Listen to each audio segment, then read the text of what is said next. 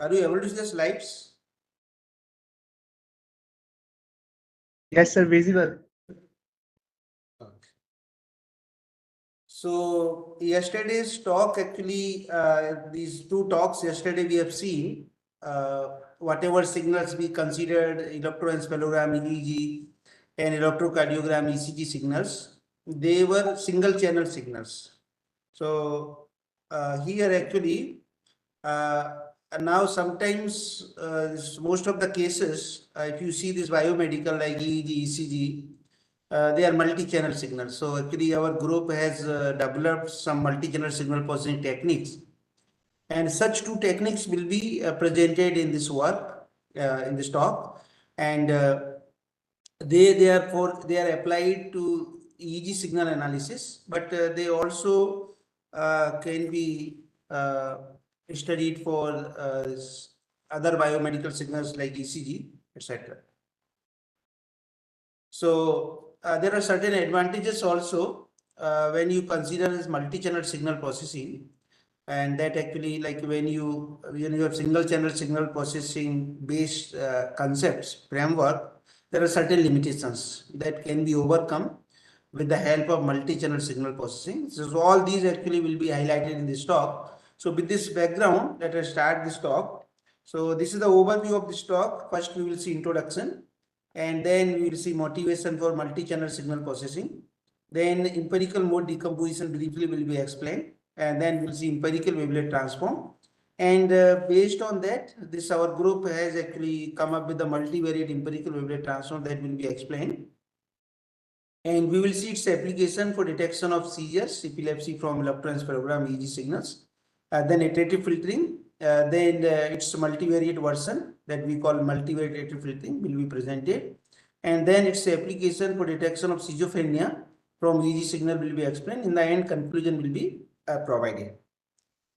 So this actually in real life, these biomedical signals, whatever we have, they are unknown, but they have a lot of information. So how to understand that information? That actually Joseph Fourier in 1807, he come up with the idea that this unknown signals or this complicated signal which have a lot of information can be represented in terms of non-functions or simple functions. We call them sinusoidal functions. So according to Joseph Fourier, this complicated signal was represented in terms of sinusoidal functions, and in that way actually in terms of these coefficients of these man-made functions, we understand actually what are the frequencies behind the signal, which frequency is the major frequency, which frequency is the minor frequency, which frequency corresponds to the normal condition, which frequency corresponds to the abnormal condition, like that.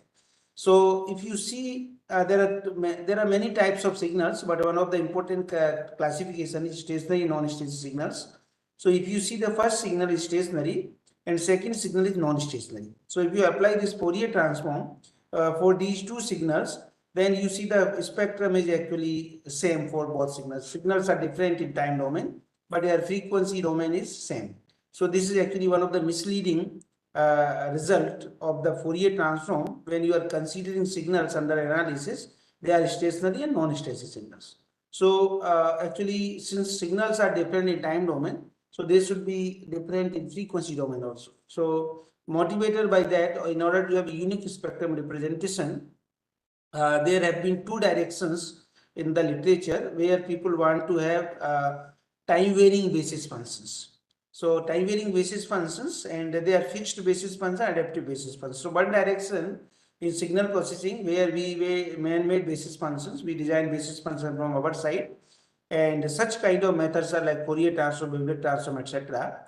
So where we design basis functions from our side and we represent these functions in terms of these basis functions that we are designed from our side. And adaptive basis functions case, actually we don't design basis functions. That yesterday I have explained you in 1998, that Huang and others, they come up with a new direction of signal decomposition, where actually they represented signal in terms of the functions which we call intrinsic mode functions, and they obtain from the signal itself. So that actually that is with the help of algorithm instead of this analysis synthesis, that is actually data dependent method adaptive concept. And such methods include actually empirical mode decomposition, empirical wave transform, etc. So here, the next direction, adaptive basis functions, where you don't design basis function from your side, that has got a lot of popularity these days in signal processing. So just you take signal and you apply algorithm and decompose it in terms of functions, which we call intrinsic mode functions, IMFs. And then IMF we represent by time varying sinusoid concept. So this is time varying amplitude and frequency modulated sinusoid. And this is a model is suitable for amplitude and frequency modulated like for narrow band signal. And then we have my wideband signal, which can be represented as the sum of this narrowband signal that we call multi-component AMFM signal. Now these actually models, first one is monocomponent, second one is multi-component, that can be actually generalized one step further, that we call multi-channel. First one is multi-channel monocomponent signal, and second one is multivariate or multi-channel multi-component signal. So this is actually last one, that one is this model is of our interest for today's talk. So whatever signals in real life multi-channel data, we will consider them, each channel has wideband nature, and that actually needs to be decomposed. So instead of decomposing separately these individual channels, we will process them jointly. So we will apply the multi-channel signal processing concept, where all channels will be considered at a time, and this joint decomposition will be taken care. So this is the motivation for this multi-channel signal processing. So this first one, actually there are many scenarios in real life where you will get multi-channel data. So first one is this gear fault diagnosis, where you can see two channel data is recorded. Second one is electroencephalogram EEG signal recording, where you are putting electrode cap on the human brain, and then actually the number of electrode determine the number of channels in the signal. And third scenario is electrocardiogram ECG signal, where we are putting this number of leads, and they determine the number of channels in the multi-channel data. So this is actually happening due to advancement in that sensing technology. So these days multi-channel sensors, these sensors are available, such sensors which can give multi-channel data. And if you analyze these channels individually, then actually there is correlation which will be ignored, and also there is actually mutual information between the channel that will not be preserved. And due to that reason, this new area of signal processing is coming, that we call actually multivariate signal processing, multi-channel signal processing, and multi-channel signal processing with time frequency representation, multivariate time frequency representation.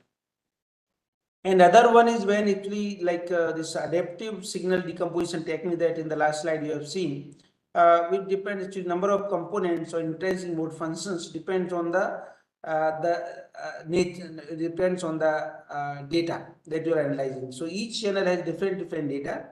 So due to that, actually each channel will have different number of components. So this number of components are also not same for each channel. So there's medical applications when you want to compare the channels, then each actually channel have same number of components, then mode alignment properties will be preserved, and in that way actually meaningful comparison will take place. One channel has 5 components, other channel has 10 components, so it is difficult to compare them. So medical diagnosis become problematic. So due to that reason also, when you want to do signal decomposition using adaptive signal processing concept for multi-channel data, that this new area is coming, where forcefully you have to actually use multi-channel signal processing, multivariate signal processing, so that actually each channel will have same number of components. So that actually, due to the such reasons, this area is now becoming popular, and many research groups are taking interest to come up with multi-channel signal processing concept. So the first technique, actually this data dependent, since our work in this talk, it is on data dependent adaptive signal processing direction, adaptive basis function design, that based on the data by using the algorithms. So the first technique that was proposed by 1998 by Huang and others, that is we call empirical mode decomposition. So here this is a signal, and that actually what we do, we determine its maximum minima, then we interpolate them, and then we have two envelopes, upper envelope, lower envelope, then we take average of both envelopes. That actually that we call residual, and this average that we subtract from the signal, that we call residual. So this residual should satisfy two basic conditions of the IMF. First one is number of extrema and number of zero crossing should be defined at most by 1. So this means this IMF is like sinusoidal function. Another condition, that its average value of this IMF should be 0. So its IMF is symmetric in nature. So by satisfying these two basic conditions of the IMF, we ensure that our IMF, whatever we have derived, that is actually symmetric and it looks like sine cosine function. So now actually, once you have this first IMF, then second IMF, what we do actually is first IMF, we actually subtract from the signal, then we get new residual, and then we repeat the same process, then we get second IMF. So in that way, actually, we get all possible IMFs from the signal, and in the end, when there is no oscillatory component or monotonic component left, then if from further IMFs cannot be derived, then we stop the process. So just for an example for this signal, you can see here this 8 IMFs. First IMF is the highest frequency component, that's the lowest scale of the data, and 8th IMF, that is actually largest scale of the data, the lowest frequency. So first IMF we call details, and last one we call approximation. So similar kind of wavelet decomposition we can get, but without designing wavelet and knowing number of levels. So like when you design basis functions, you have to know mother wavelet, for example, wavelet transform. You should know what will be the range of scale, which level of decompositions are required for decomposing data. So all these informations are not required, it's completely adaptive. And so that based on this concept, many actually approaches for multivariate signal processing have developed. First one is complex EMD, rotation invariant complex EMD, bivariate EMD, multivariate EMD, and fast MEMD, multivariate empirical mode decomposition. And now this EMD method has two major limitations. First one, actually, it has a mode mixing problem. So, and second one, it is algorithmic nature. It has less mathematical formulation. So mathematical actually background explanation is lacking. So due to that, actually researchers they want to improve it in various ways, and they want to have same kind of decomposition using other methods. So one such method is empirical wavelet transform, and that we will see, and the other one is iterative filtering, that both will be discussed in this talk. So first application is epileptic seizure detection from EEG. So human brain is highly complicated and non-linear system, and the electroencephalogram EEG signals measure the electrical activity which is generated by the neurons in the brain. And epileptic seizures, they are the outcome of the transient and unexpected electrical disturbance of the brain. In the brain, when all neurons they synchronize together, they generate very high electrical activity. Due to that, actually, the brain becomes disturbed and this epilepsy is generated. So epilepsy affects around 2% population of the world, and EEG signals, they are commonly used for the diagnosis of epilepsy. So we have proposed empirical wavelet transform based approach for patient specific epileptic seizure detection using surface EEG signals. So here you can see these are the four major lobes of the brain: frontal lobe, parietal lobe, occipital lobe, and temporal lobe. And if you see these actually this electrode cap that actually we use this to measure the electrical activity of the each lobe. So what we do actually, this electrode cap has number of electrodes, and when you put here, then each region activity is measured by the number of electrodes. So that actually, and whatever you do directly, indirectly, everything has connection with the brain. So any of the lobe will be active, and that region, actually this activity of that particular lobe is captured by this set of electrodes in that region. So in that way, this electrode cap is designed so that it cover all four major lobes. And here just you see, just for an example, 2-channel EEG data actually is used. Yeah, just for example purpose, but it depends on the number of electrodes. If you have 256 electrodes in the EEG cap, then 256 EEG signal will be there. You have 128 channels electrodes in the EEG cap, then there will be 128 EEG signals. Now, major difference that actually the conventional approaches, they apply on this, they analyze this signal, but here we will consider all of them together. So, motivation for empirical wavelet transform, empirical mode decomposition suffers from mode mixing problem and it lacks mathematical theory. So, recently this empirical wavelet transform has been proposed to overcome these limitations of EMT method, and it has major three steps. So, the step one, it obtains the Fourier spectrum in the frequency range 0 to pi of the analyzed signal by applying fast Fourier transform. And then step 2 requires segmentation of the time this Fourier spectrum into n contiguous segments using EWT boundary detection method. So once then you will determine the boundaries frequencies. So once it determined, then we define empirical wavelets as the band pass filter for each segment in the frequency domain. So these band pass filters are used to separate out the intrinsic mode functions, and our contribution, so it call empirical wavelet transform because empirical means like empirical mode decomposition. We take maximum, minima in time domain. Here we are looking maximum, minima in frequency domain, and then we use wavelet transform. So that we call this mixture of both concepts. So our contributions include extension of empirical wavelet transform method for multivariate signals, and we have also proposed time frequency representation of multivariate signals using empirical wavelet transform with application to epileptic seizure detection. So now if you see, this is a multi-channel data, and each channel, if you apply EWT, then each channel will have different number of IMFs. So what you have suggested, you take a Fourier spectrum instead of taking each channel spectrum.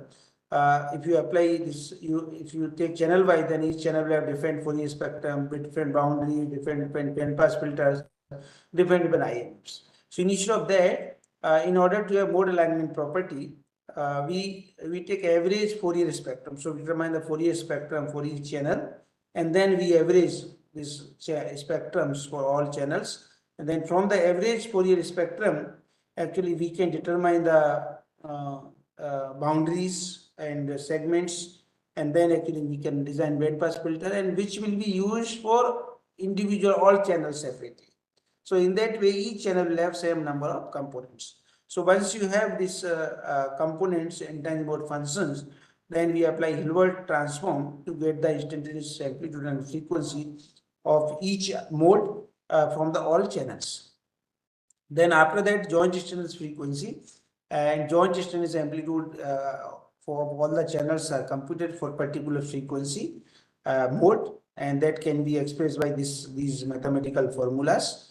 And from that, multivariate time frequency coefficients in each oscillator level can be computed by this expression. And now we can generalize this for all modes. So this is actually now mathematical expression for computing time frequency representation of multi-channel data, and based on the all channels and all modes. So this is general form of the time frequency representation. And since during this epilepsy, if you go to hospital, then actually doctors generally see the amplitude of the signals, EEG signals, and they see spikes present in the EEG signal, and that is actually that same concept that we have borrowed here, and motivated by that, we have proposed the features which are based on the joint instance amplitude. So first one is mean of joint instance amplitude, which is expressed as follows, and mean monotonic absolute amplitude modulation change, which can be given by this expression, and variance of monotonic amplitude modulation change, which can be expressed as follows. So these three actually, these features we have proposed, and now this is our proposed framework for epileptic seizure detection system. So we have actually PhysioNet CLP-MIT scale database, and this database has been actually publicly available of 10.23%, and 23 channels EEG signals are available. If you take all 23 channels EEG, then actually the method suffers from huge computational complexity. So what we have done, we have suggested channel selection criteria. So out of 23, 5 channels are selected. So first channel is with least standard deviation, and other 4 channels based on relatively higher mutual information with the first selected channel. So in that way, once you have 5 channels, then you apply multivariate empirical wavelet transform, and then actually for each channel you have 10 modes, and then for each mode you have a stress amplitude and frequency, and then we compute a joint stress amplitude and frequency of each mode, and then you have extracted feature from mode 1, mode 2, like mode 10. And then actually we will see these features are noisy, so some feature processing is required. And once after these processed features, they are given as an input to machine learning classifier, so that actually it will automatically classify whether this person is seizure or seizure free. So it is very useful as somebody driving a car and he or she is going to have epilepsy attack, and such actually methods can detect epilepsy in advance, and then epilepsy drugs can be provided and the attack can be bypassed. So there is a lot of actually applications of this seizure detection method in real-time applications. This is just one example. If you see this 5-channel multivariate now seizure EEG signal, and this is 5-channel multivariate seizure free. And if you see the time frequency representation which we have obtained our proposed method, then actually in that both cases, if you see seizure free case, that actually its frequency is not covering high frequency range. On the other hand, in a seizure case, it is covering low and high both. So this actually can be used as a signature to identify the epileptic seizure by a common person.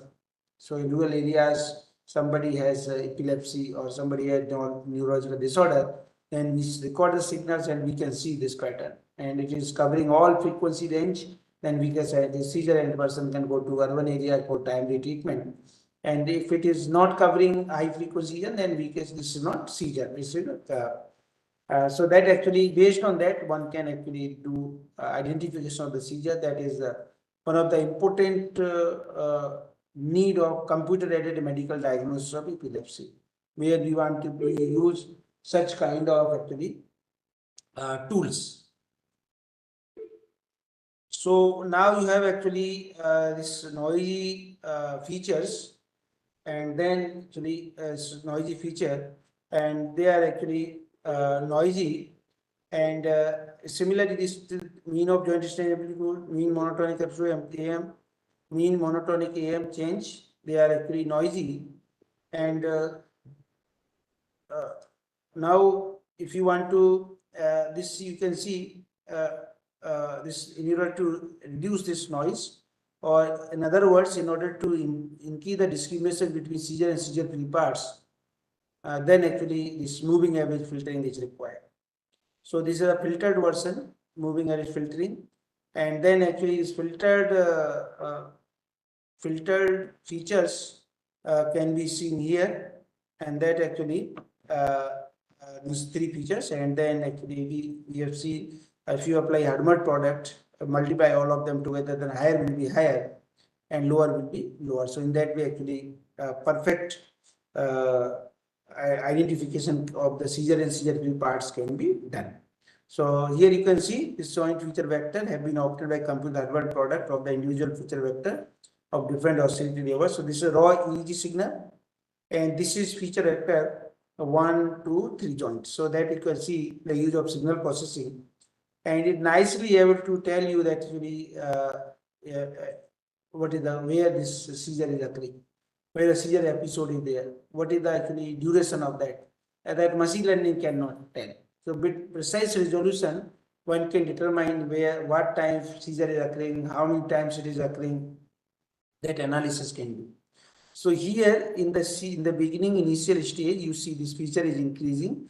After it becomes severe. So this region can be used to detect the initial values feature is used to actually can be used to predict the epileptic seizure. And then we have given these 3 features as input to machine learning classifier. And then actually there are many methods in the literature which have been studied on the same database. So we have compared our method which is 3 features extracted from different oscillating levels using multivariate external VFWT with 5 channels, 10 for cross validation, and we got 99.57% specificity, 91% sensitivity, and 99.41% accuracy. So that actually it is better than the other existing methods in the literature. So this is one part of this empirical wavelet transform, and we actually multivariate empirical wavelet transform. Then it's application for epilepsy seizure detection.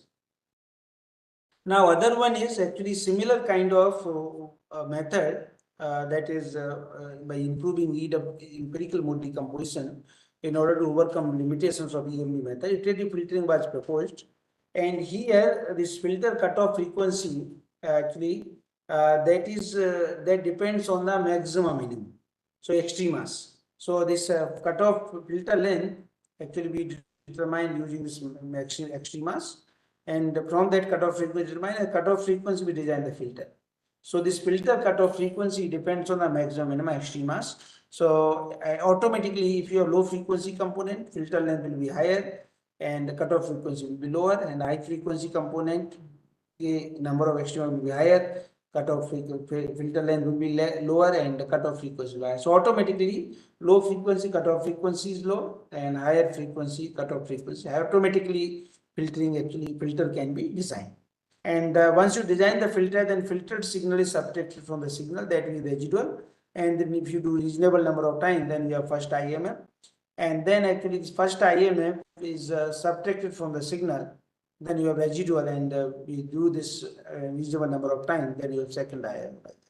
So first IMF, second is in that way you get all possible IMFs from the signal.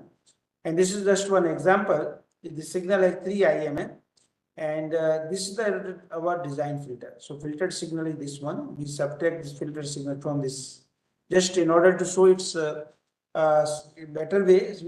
We have chosen frequency domain representation. And once you subtract this filtered signal from the signal, then you have first IMF, and first IMF is subtracted from the signal, and you have residual, and this is a design filter. Filtered signal is subtracted from this, then you have second IMF, and first IMF, second IMF is subtracted from the signal, then you have third IMF. And third IMF, there is no filtering now. There is no G filter is zero, so there is no filtered signal. So that third IM residual itself will become third IMF. So if you do this for this univariate data, single channel data, then no problem. You have signals and find the number of extrema, determine the filter length, cutoff frequency, then design the filter, subtract this filtered signal from the signal, the residual. Then there are two stopping criteria. One is standard deviation greater than this or zero, number of extrema greater than. These are the fine. If the standard deviation is really zero, this means signal is weak and not changing. Number of extrema less than 3, this means there is no oscillating decomposition. In such cases, we can stop the decomposition. Now, if you have multi-channel data, then each channel will have different number of extremas, different number of filter length, different number of cutoff frequency. So filtered signal will be different, so there is no mode alignment property. So then actually, we have suggested you find the number of extremas for multi-channel data for each channel and take the maximum value of this extremas. According to that, you design the filter length and cutoff frequency, and from that you design filter, and then you apply to all filters, all channels. Subtract from that, then you residual, and then you do reasonable number of times, then actually you will have multivariate iteration mode functions, and it will be same for each channel. And this is just for an example for bivariate data, two channel data. So first channel, it has 2 IMF, and second channel is 1 IMF. Now you determine the filters for individual channels and take the maximum one is common.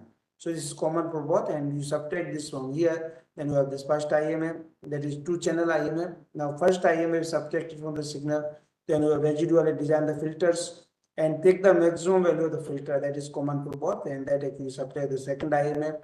First IMF, second IMF, subtract from the signal, then you have third residual, and residual you design the filter that actually that is zero filter, so you subtract, then you have third IMF. So this first IMF, second IMF, third IMF, there are 2 channel IMF. So your signal is also 2 channel, and your IMFs are also 2 channel. So this example here, this multivariate filtering, that is actually of real-time signal, that is a very nice application we have seen. And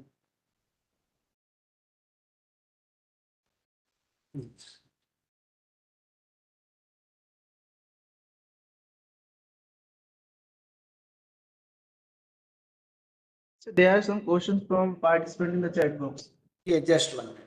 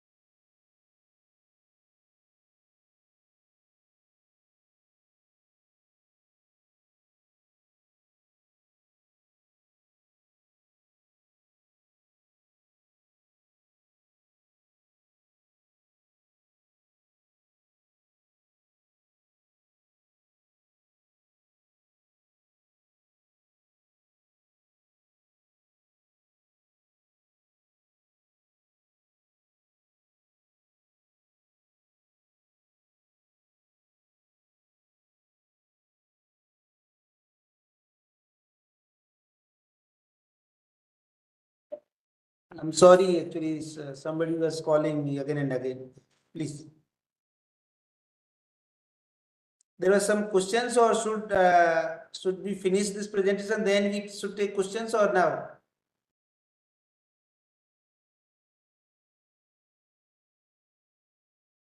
Am I audible? Yes, sir. Yes, Yes. sir. So Okay, should sir. we take questions now or later?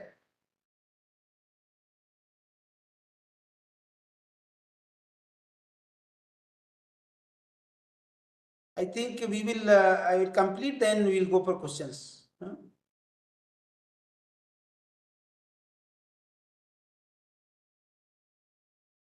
Are you able to see the slides? Yes, sir. Okay.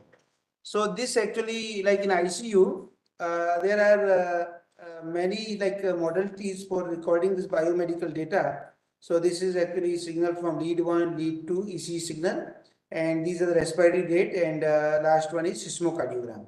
So if you see this, if you apply individual iterative filtering, that actually, then actually each channel will have different number of IMFs. So what you have done, we applied multivariate filtering for these all channels together, and then you can see for lead 1, lead 2 ECG, and breathing cardiogram, and each actually this number of IMFs, for example, 11th IMF, it is has brought same frequency component actually addition in all modalities. So that actually brings common information, it's mutual information which is available in all channels together. So it is actually reliable. If you measure some vital parameter, it's a reliable estimation can be done.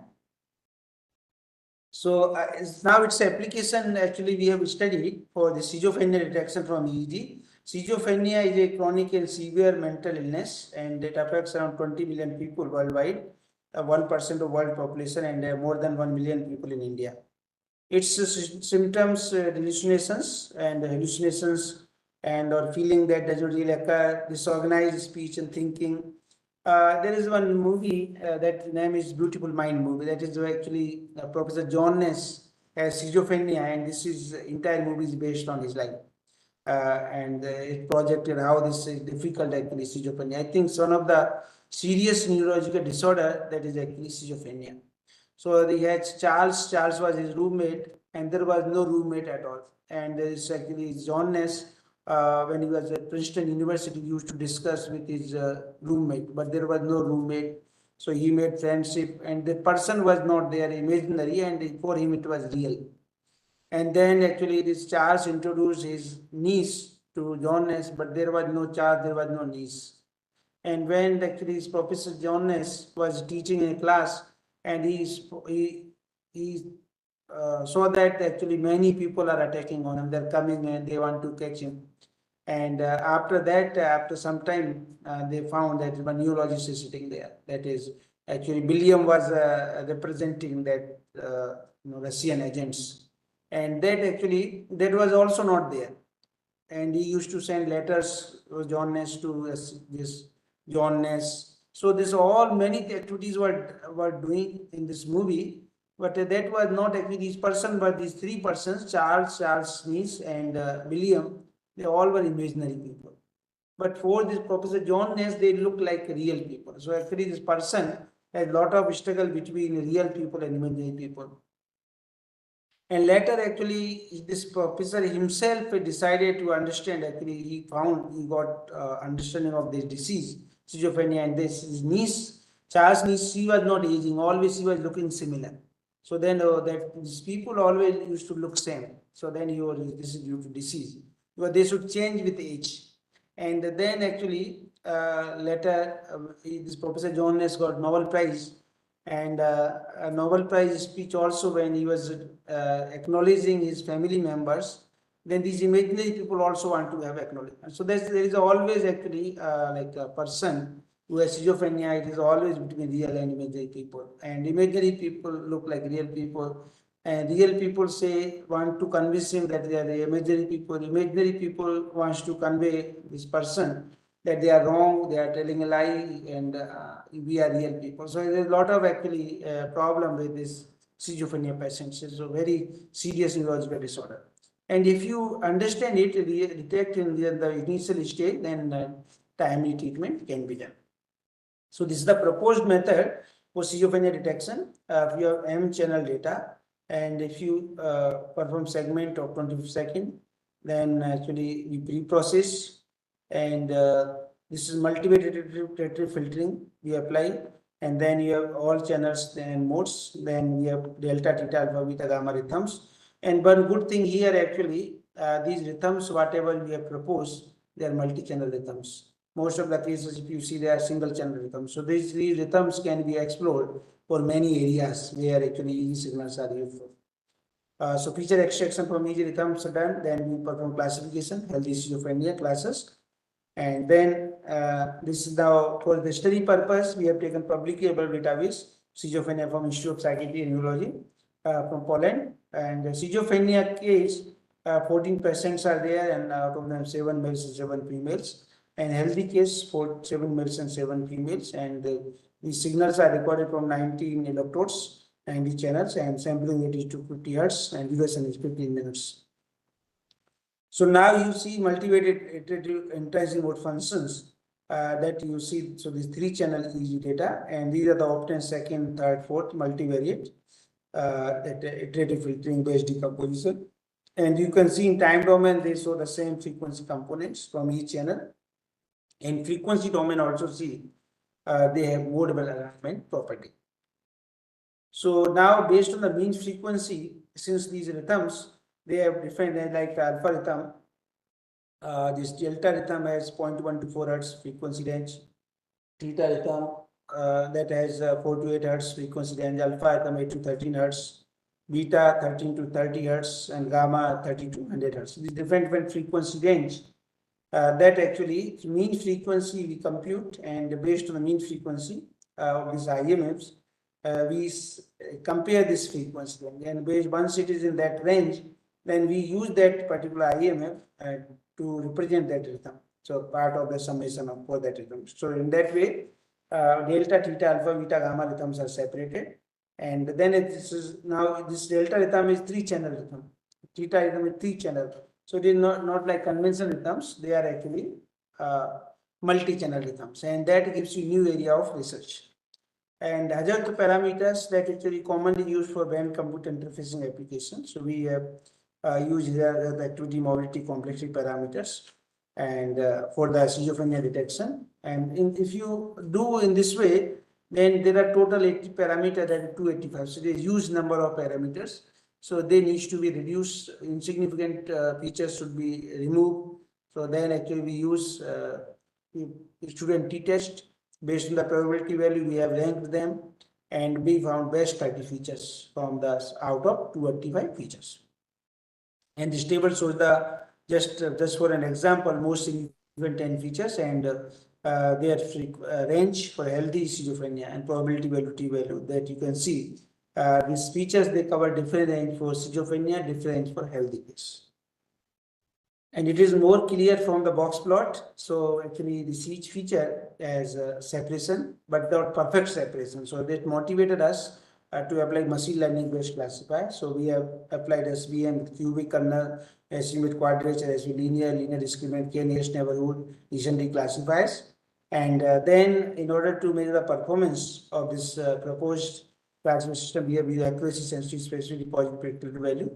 And then actually these are the obtained results using 5-fold and 10-fold cross validation with all studied classifiers, accuracy, sensitivity, specificity, accuracy, positive predictive value, area under ROC curve that can be seen. And from this table, it is clear 10-fold cross validation actually is giving better performance. Then we have compared our method with other existing methods in the literature, and they have used various signal processing and machine learning techniques, and our proposed method actually gives better than better than those techniques which have studied on the similar database. So this is the conclusion of this talk. Proposed multivariate empirical wavelet transfer and multivariate iterative filtering are able to decompose multi-channel multivariate signal into meaningful components. Mode alignment is the most important properties of the multivariate decomposition technique. Proposed methods properly align the singular oscillating nature or components across different channels. The proposed methods have provided good detection performance for epilepsy and schizophrenia diagnosis based on the scale PEG. And the proposed automated techniques can be useful for assisting neurologists in their decision makings. And the computer smartphones with the proposed algorithm can be used for the diagnosis of these neurological disorders in rural areas where we have shortage of doctors. So this talk is based on these two references, and I request participants, in order to have more understanding of the presented work, please go through these papers, and thank you very much. Now we can have questions.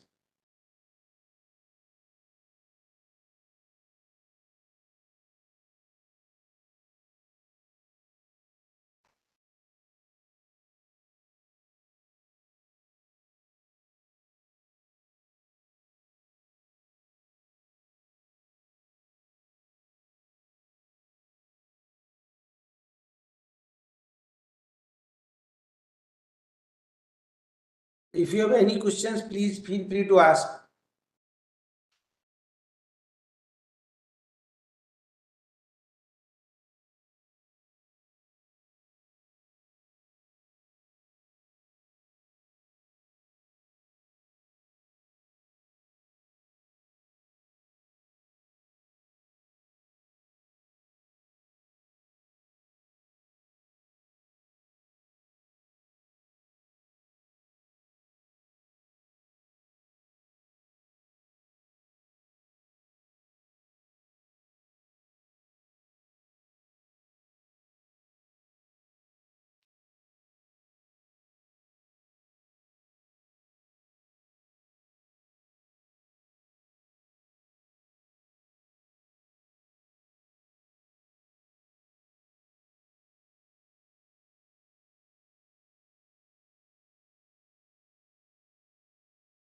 Any questions, please?